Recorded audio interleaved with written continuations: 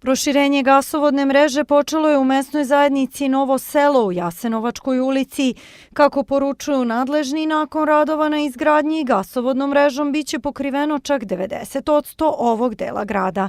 Iz rukovodstva mesne zajednice su istakli da je ova investicija veoma značajna, budući da godinama nije bilo sličnih u Novom selu, naročito zbog toga što vlada veliko interesovanje građana za priključenje na gas.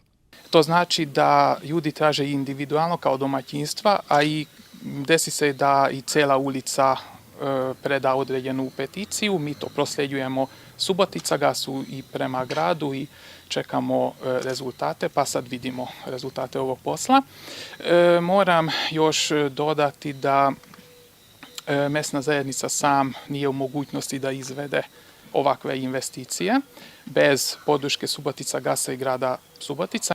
Subotica gasa svake godine proširuje mrežu za 10 km, a po rečima direktorke Ildiko Zedi, ovogodišnji plan stavlja akcenat na Novo selo, gde će se izgraditi 3,7 km i priključiti oko 100 novih potrošača. Ona je pozvala zainteresovane građane da apliciraju za priključak koji bi mogli da dobiju i do kraja godine ukoliko urade dokumentaciju na vreme.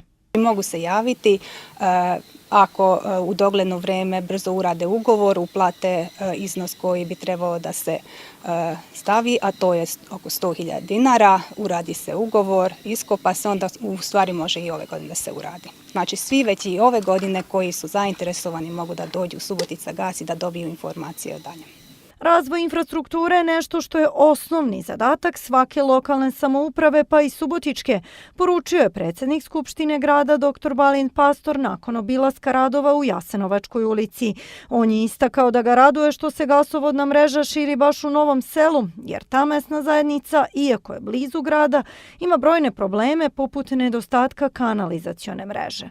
Gledamo pozitivno u budućnost što se tiče ostvarenja projekta Čista Srbija. Izgradit će se na osnovu tog projekta 110 km kanalizacione mreže, 48 km u Subotici, u samom gradu, 12 na Paliću i 25 km u Čantaviru i u Bajmoku, i u potonja 2 mesta će se izgraditi i prečistač